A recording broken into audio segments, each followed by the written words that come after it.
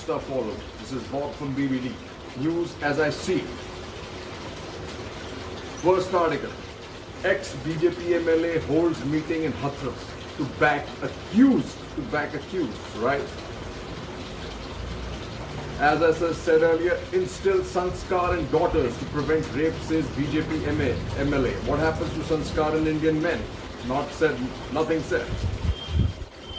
However, Congress is as bad as the BJP, as minister calls rape of minor small incident. This is Chhattisgarh. Totally going off track. Yogi exposed those who want to incite caste riot, says Yogi. General slippery slope. And this is the best. Physical assault but no signs of intercourse. Forensic report. Whole bunch of hogwash. Rightly so, Hathras family against CBI probe demands Supreme Court inquiry. Deserve the Supreme Court inquiry. Let's quickly move on. Next round of India-China commander talks on October 12th, going nowhere. Then you have fears of a spark at powder keg LAC. Possibility of misunderstanding triggering a larger conflict remains a concern, should remain a concern, not just for us, more so for China. Next you have, next meet on October 12th as India's ready on ground. That's the important point. We are finally ready on the ground. Then as Conversible writes, China's arrogant rejection of new map of Ladakh an affront. Henceforth, we should always refer to India-Tibet boundary, the India-China boundary. There can be no Asian century of India-China at loggerhead. Finally, Kapil Sibal on the ball. Then you have India prepares for 2+2 ministerial with the US following the Quad in Tokyo. Good going. India-China CBMs explore reducing troop contact. But the real point is, however, the level of trust continues to be really low. Like I said, this is one slippery in my Vichy. The one that we have to watch out for currently blue is she. She calls for Bangladesh. She calls for close Bangladesh ties, joint promotion of BRI projects. But China shows its colors. China company Bangladesh must co-fund vaccine trials. India is giving it for free. Watch that. Then you have, as we've watched 2+2, you have Canada prepares fresh policy for Indo-Pacific. Now Canada and Germany, everybody on the bandwagon for Indo-Pacific. India should take note. US elections, a dystopian election. Institutional oddities of US polity means Trump could win an election he lost. Funny. Then you have India companies plan alliance against US tech giants. Guess who these are? Founders of Paytm, GOQII and India Mart. Let's check their finances. Who will they finance from? Probably all from China. Trump says, I'm better, will be back soon, says Trump. All the reports suggest otherwise. And what is critical here, parlous state of polarization. How did we reduce ourselves to being a mere Hindu-Muslim nation? Same thing, I guess, as in the United States, a white and black nation. And finally, India-Russia and talks of Sprut light tanks. Why not the Americans? Let's continue with the news, expanding on what I said in my startup. I said next meet on October 12th as India is ready on ground. Important thing to note here is, as the article says, the PLA has been insisting Indian troops vacate the tactical heights they preemptively occupied on the ridge line stretching from Takung on the south bank of Pangong Tso to Gurung Hill, Spangor Gir, Magar Hill, Mukhpari, Rezangla and Rekwenla. But India has countered that it has to be a whole of Eastern Ladakh de-escalation plan, including the friction points at Pagaung Tso, Chusul, Gorga, Hot Springs, as well as the heavy PLA build-up in the strategically located Despang, Daulat Beg, Oldie sector. Important. We can't move, they can't move. Then, as I said, there was this article which was fears of spark at Powder Keg LAC. What it said is, there is confidence on the Indian side that the military is better trained and mountain warfare, and China's upper hand in gizmos has limited utility along the LAC. Having altered the status quo in the Pangong Pangong area to its advantage. India is not hurrying to provide China a face saver, even if it does not want a costly conflict. This is our stand, and don't let any diplomats change that or any politicians. Then talking about China's arrogant rejection by Kawal Sibal, what he says is China is boxing both itself and India in an untenable situation in Ladakh. It will gain nothing and lose a lot from the current confrontation. There can be no Asian century if India and China are at loggerheads, with China seeking to impede India's rise and India ready to develop a partnership to constrain China's overvaulting ambitions. Overvaulting. China cannot look for partners in Asia beyond Pakistan, which is true, to shackle India, where India can look at powerful partners outside Asia to counter China's muscle flexing and egocentric economic policies. China has only debatable partners, and the rest are all slaves who will walk away at some point of time, get their freedom. As I said, China company Bangladesh must co-fund vaccine trial. What's wrong with China, and what really is wrong with Bangladesh, for the matter of fact? But India must double down.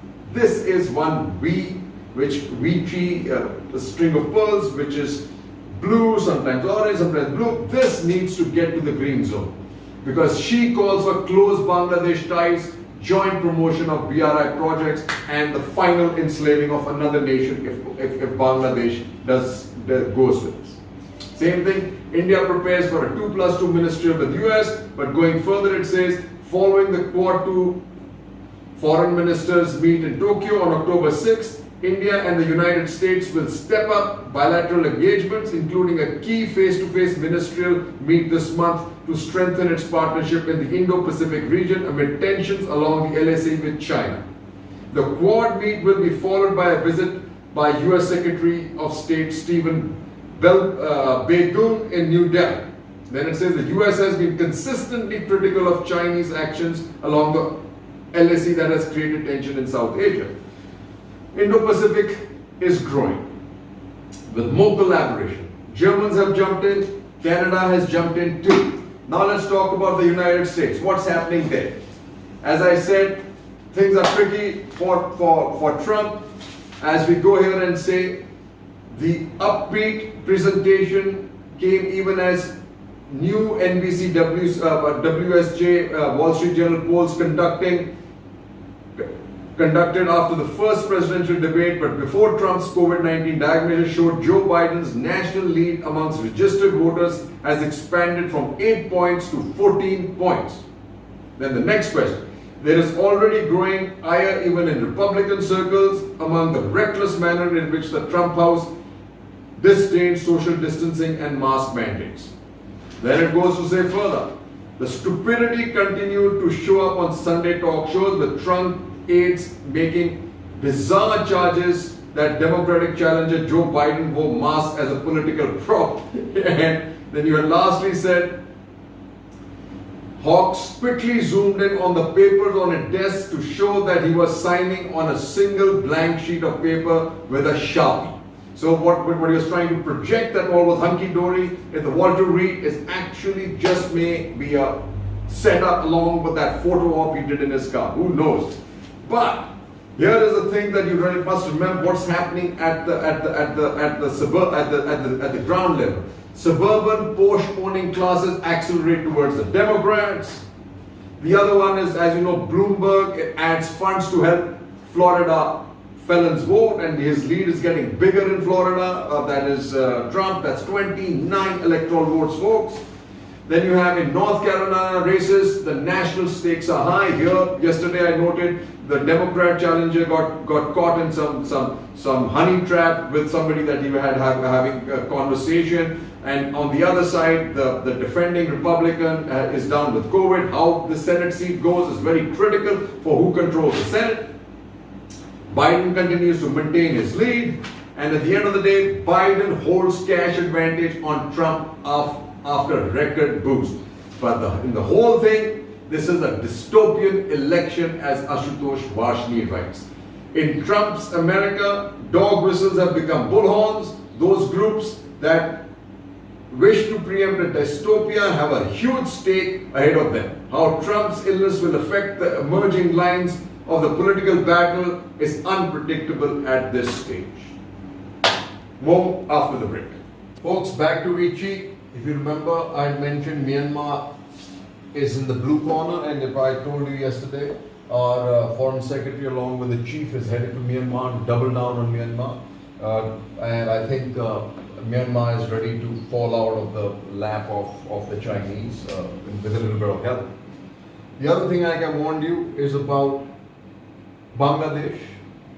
Because of domestic politics in India, it's one of those things that can fall out of our hands to the detriments, not only as it has a huge important role to play in stabilizing the Northeast or destabilizing it, as we've seen in the past.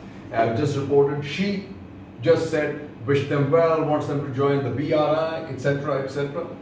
But also there's a small note, if you remember, which we have to take note of. There was a terrorist attack in Arunachal Pradesh. Important to note, only because you're going to have to start connecting the dots with China. Whether terrorism is happening here, whether terrorism is happening in the Northeast, it is China and China alone that is at play, because yesterday's report suggested clearly that Barua of the Alpha was in China. Now, let's talk a little bit, I'll build up on why, going slightly outside the perimeter, Afghanistan. Criticality of Afghanistan to India.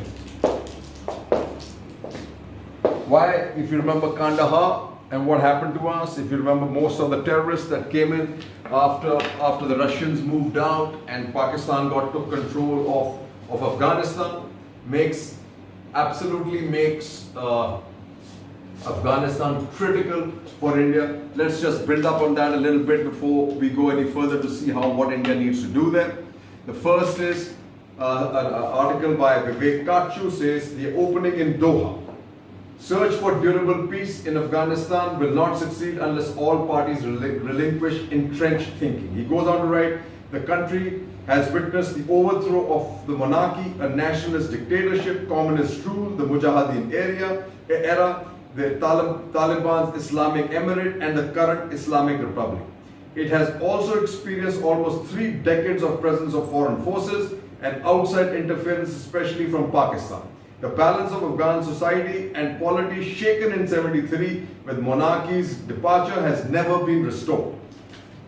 Then an important point he makes, that none of the 3 presidents who had to deal with Taliban after 9/11 were willing to do that is go after Pakistan, because that was the only way that to have gotten Taliban out. Then he writes, at the same time, the Taliban leadership in Pakistan would be aware that despite its strategic defeat and desperation to withdraw, the US retains the capacity to deny the fruits of victory. Absolutely true. Then he goes on to say, at its core, the Taliban is Pashtun. Its treatment of non-Pashtun Afghan ethnicities during its rural generated hatred and fear among them. Since then, it has tried to put forward a pan-Afghan image and has succeeded in making some headway in a few non-Pashtun areas. However, old fears remain strong among the many non-Pashtun, especially in the cities. Very important to note, folks, as we go on next is what Harish Pant writes, New Delhi's salience in the Afghan matrix. The possible return of the Taliban backed by Pakistan is a challenge, but don't count India out. As he writes, Abdullah, chairman of the High Council of National Reconciliation, was categorically that while the legitimate demand of our people and the goal of peace is to end all forms of war and violence through political means, they wanted a constitutional system in the country that would preserve democracy, elections, women's rights, minority rights, rule of law, human and civil rights. In a sense, he underlined the need to preserve the achievements of the past 2 decades. This is important, folks. Things are not settled in Afghanistan. How we move on ahead, what is important tomorrow.